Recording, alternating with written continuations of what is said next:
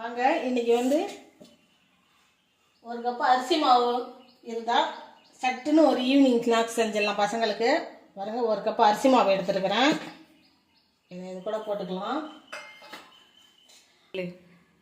அரிசி மாவு ஒரு கப்பு இதில் போட்டுக்கலாம். அதே கப்பால் ஒரு கப்பு வடித்த சாதம் இதையும் அது கூட போட்டுக்குவோம்.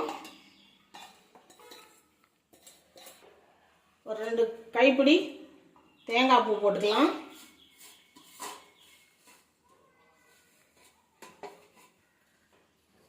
அதே கப்பால் ஒரு கப்பு சர்க்கரை போட்டுக்குவோம்.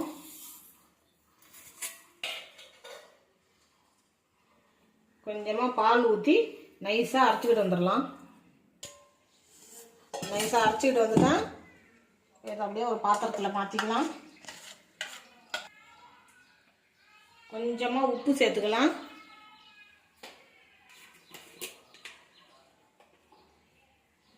கொஞ்சமாக ஏலக்காய் பொடி சேர்த்துக்குவோம்.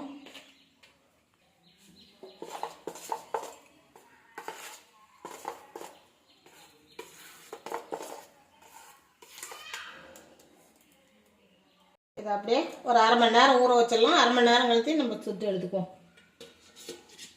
1 மணி நேரம் ஆயிடுச்சு, திறந்து பார்த்துக்கலாம்.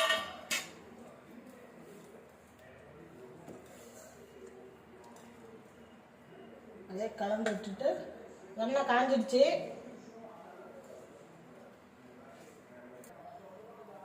எண்ணெய் காஞ்சிடுச்சு. கரண்டியில் அப்படி எடுத்து கொஞ்சம் கொஞ்சமாக விட்டுக்குவோம்.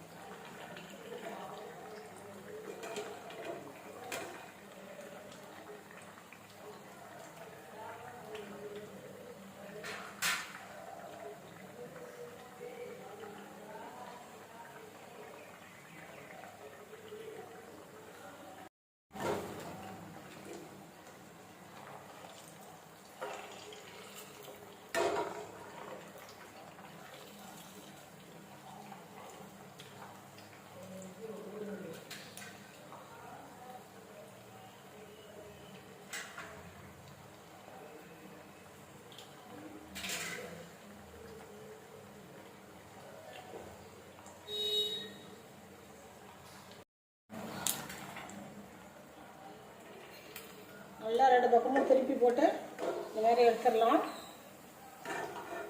உங்களுக்கு எண்ணெயில் போட வேணாம்னா நீங்கள் குழி பணியார சட்டியில் கூட சுட்டுக்கலாம்.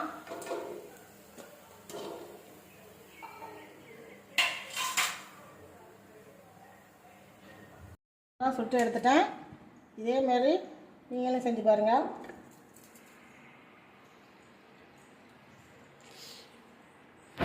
சூப்பராக இருக்குது பாருங்கள். இதேமாரி நீங்களும் ஸ்கூல் விட்டு வர பசங்களுக்கு செஞ்சு கொடுத்து பாருங்கள். சாப்பிட்டுட்டு எப்படி இருக்குன்னு எனக்கு கமெண்ட்டில் சொல்லுங்கள். இந்த வீடியோ பிடிச்சிருந்தா ஒரு லைக் பண்ணுங்கள்.